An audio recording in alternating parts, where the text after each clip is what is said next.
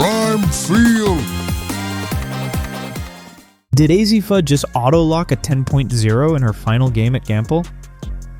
Honestly, that is the easy debate.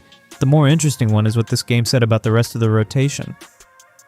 Because yes, AZ was ridiculous, yes. 34 points and 8 threes in 28 minutes is the headline. But if you watch that 31-0 run closely, this was bigger than one heater. This looked like a team hitting a March flow state at exactly the right time. And that is why this grade sheet matters. Not just who scored, but who kept the pressure on, who made the pace feel unsustainable for Syracuse, and which bench pieces are forcing Geno to trust this group deeper into the tournament. Because when UConn can come at you in waves like this, the whole title conversation changes. So today we are rating every key piece from the Syracuse game, and yes, we are absolutely asking whether Blanca Quiñonez might be the most underrated bench player in this tournament. UConn beat Syracuse 98-45 on March the 23rd, and the final score somehow still feels kinder than the game actually was. The Huskies shot 56% from the field, 50% from three, and held Syracuse to just 6% from deep. That is not winning. That is suffocating a team on both ends. The defining stretch was the 31-0 run in the first half, with Syracuse going scoreless for about 10 minutes between the first and second quarters. Geno called it the best 20-minute stretch he has seen in a long, long time. And when Geno says that, you stop and listen. That run was not just shot making, it was pace, length, pressure, and lineup versatility. The starters lit the match, but the bench absolutely kept the fire going, so let's get to the grades. Azzi gets the 10. No hesitation, no rounding up, no maybe a 9.8 because she missed a couple shots. She can call it an 8 if she wants because she missed some looks, but from the outside, this was a straight up 10. 34 points, 3 rebounds, 5 assists, 4 steals, 1 turnover in 28 minutes, and 72.2% shooting. And the big one, 8 made threes in her final game at Gampel. That is storybook stuff, but it did not feel sentimental. It felt surgical. She was hunting shots, moving without the ball, making quick reads, and every time Syracuse blinked, she had another 3 in the air. What I loved most was that this did not look forced. It looked like the game had slowed all the way down for her. That is the flow state everybody keeps talking about. She was not just making shots. She was controlling the emotional rhythm of the entire building and the entire game. And here's the scary part for the rest of the bracket. If AZ is this aggressive while still making 5 assists and creating 4 steals, then this is not just a hot hand. This is a complete game from a star who knows exactly what time of year it is. In my opinion, if this version of AZ travels to Texas, nobody is comfortable guarding UConn. And honestly, I do not care if the nail superstition sounds ridiculous. Geno telling her to trim her fingernails because she was hurting the ball. And then she comes out and does this? At minimum, that is an all-time March side story. At maximum, that is the coaching wizardry. Sarah Strong gets a 9.5. And this is another one that feels pretty obvious. She had 18 points, 9 rebounds, 3 assists, a steal, a block, and shot 63.6% in just 24 minutes. This was one of those Sarah games where the stat line is great, but the feel of the game might have been even better. She was assertive right away, she attacked the glass, and she ran the floor like she knew Syracuse was not going to be able to live with that pace. During that first half avalanche, her rebounding and rim pressure were central to everything UConn wanted to do. The only reason this is not a 10 is the 4 turnovers. That is really it. Because in terms of impact, she felt like the perfect co-star for a team trying to bury an opponent fast. She cleaned up possessions, extended others, and made sure that when AZ bent the defense, somebody else was there to finish the sequence. My opinion here, Sarah's ability to dominate without needing the offense built around her is what makes this team terrifying. And if there is one thing I think fans should be talking about more, it is how often her rebounding is the trigger for UConn's pace. Now that is not extra credit, that is foundational. Blanca gets a 9.8, and I do not think that is even remotely too high. She was phenomenal off the bench. 18 points, 3 rebounds, 4 assists, 2 steals, 2 blocks, just 1 turnover in 21 minutes on 7 for 9 shooting. That is a bench eruption, and the biggest compliment might be Geno saying the team's pace and length actually improve when she enters the game. Think about that. On a roster this talented, With this many high-end athletes, Geno is basically saying she changes the game with her presence. That is massive. She was the ultimate no-maintenance player in this one. No wasted dribbles, no stopping the ball, no hijacking possessions. She just entered, read the game, and made everything faster and sharper. That is the dream bench player in March. My opinion? Blanca is not just giving solid minutes anymore.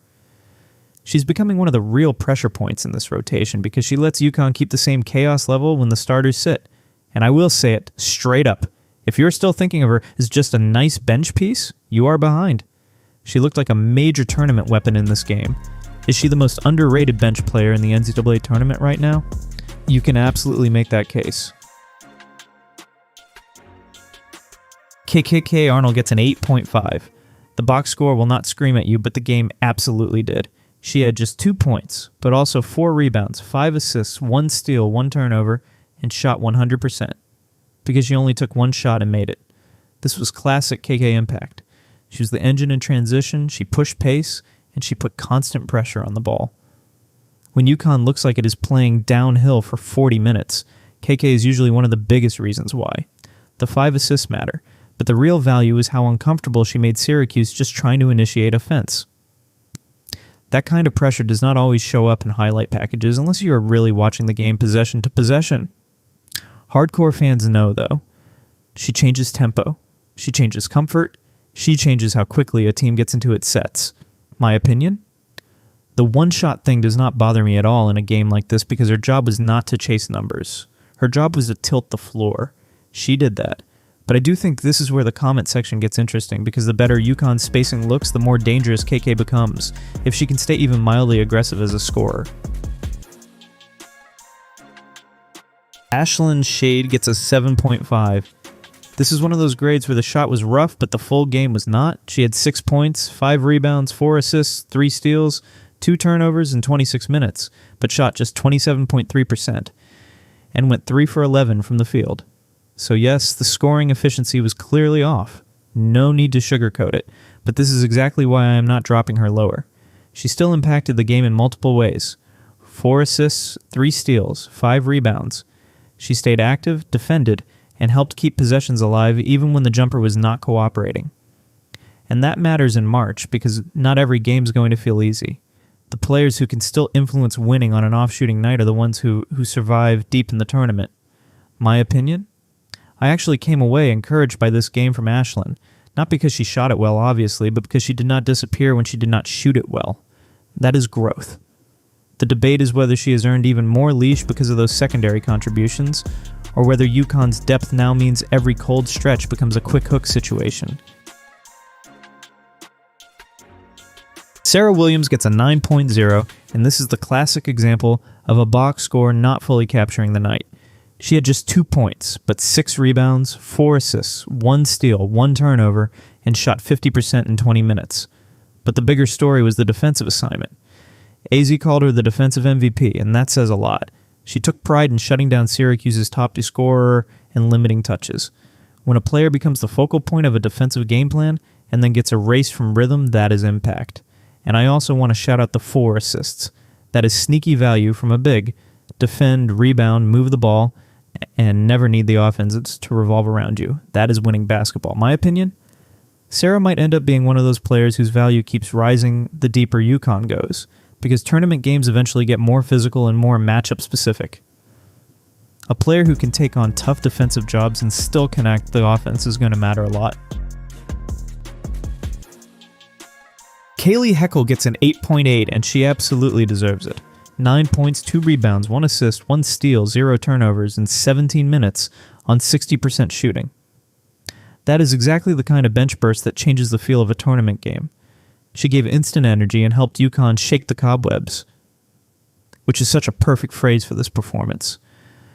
Sometimes a bench player enters and just keeps things steady. Heckle did more than that. She brought confidence. She brought activity. She made the second unit feel live, not just functional, and 0 turnovers matters here. For a player bringing in energy and pace, staying clean with the ball is a huge plus, especially in March when coaches will trust the players who do not give away possessions. My opinion, Heckle feels like one of those players fans love because you can feel the confidence immediately. And if that confidence is real, not just a one-game thing, then UConn's second unit just got even more dangerous. I think the fair question now is whether she has earned a slightly bigger role if the bracket tightens. Jana El Alfy, though, gets an 8.0 limited minutes, but very clean work. 4 points, 3 rebounds, 1 steal, 1 turnover in 9 minutes, and she went 2 for 2 from the field. This was efficient, team-first basketball. She did not force anything, she converted her chances, and she stayed connected to the game defensively and on the glass. In a blowout, these minutes can get sloppy for some players. For Jana, they look composed. That is what I liked most. She understood the role, played inside it, and helped keep the standard up. Not every bench grade needs fireworks. Sometimes a strong grade comes from doing exactly what the game asks of you. My opinion? Jana is still one of the more interesting rotation questions moving forward because efficient cameo minutes can eventually become trusted matchup minutes. If she keeps stacking clean performances like this, Geno is going to have more decisions to make. Ali Zebo gets a 7.0. She finished with 4 points, 2 rebounds, 2 assists, 1 steal, 0 turnovers in 22 minutes, but shot just 20% and went 1 for 4 from deep. So the rhythm was clearly not there as a scorer, especially from 3. But like a few others on this team, she still found ways to stay involved. 2 assists, a steal, and no turnovers means she was not hurting UConn while trying to shoot through it. That matters because the easiest thing for a player in a game like this is to drift when the shot is not falling and the crowd is focused elsewhere. She did not totally disappear. She stayed active. My opinion, this is the kind of grade that is fair, but still leaves room for debate. I think some fans will want to be harsher because the shot did not fall.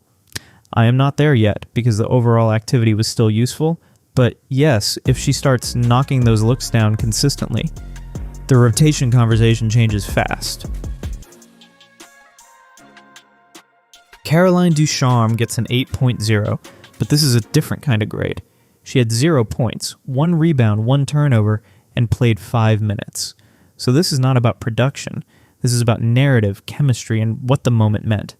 This was the full circle moment of the night. Walking off the court with her best friend, Azzi Fudd, in Azzi's final game at Gampel, that was the emotional heartbeat of the evening. And sometimes, especially in March, those human moments matter more than people want to admit. They tell you something about the chemistry of the group and the emotional strength of the locker room. No, this is not a performance grade in the same way the others are. It is a leadership and presence grade. But on a team trying to make a title run, that still counts. My opinion? Hardcore fans understand this. Depth is not only about scoring off the bench. It is also about who keeps the group connected, who shares the journey, and who helps the stars feel supported. Caroline's night mattered, even if the box score barely moved. When you step back, this is one of those games where the individual grades almost become secondary to the collective message. UConn did not just beat Syracuse, they overwhelmed them with pace, shooting, defense, and depth. The starters were elite, but the bench made sure there was no drop-off in energy, and in some cases, the pressure actually ramped up when the reserves entered. Blanca was spectacular. Heckel brought instant offense and poise. Jana gave efficient minutes. Ali stayed active even without the shot. Caroline delivered one of the emotional moments of the night, and when you pair that with the top-end brilliance from Azzi and Sarah, plus the defensive and transition work from players like Kayleigh, Ashlin, and Sarah, you get a team that suddenly looks very, very complete. Overall, the players gets an 8.6 out of 10 for this game. And honestly, that might still undersell how scary this looked, because the big takeaway was not just that UConn has stars. We knew that. The takeaway is that Geno might finally have the healthy 8 or 9-player rotation that lets this team pressure you for a full 40 minutes. If that is real, then yes, this might be the missing piece for title number 12. So now I want your grades. Did Azzi absolutely lock the 10.0, or are you one of the people crazy enough to say 9.9? And more importantly, is Blanca Quiñonez the most underrated bench player in the entire NCAA tournament right now? Drop your ratings for every player in the comments, and tell me which bench piece earned more minutes moving forward. Because that is where this gets fascinating when UConn heads to Texas. If Azzi keeps this flow state and the bench keeps playing like this, are you honestly picking anybody to stop them?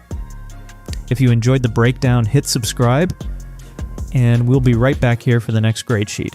Sweet 16 time. And let's see if this was just one perfect night at Gampel, or the beginning of a full-on March takeover. Prime Field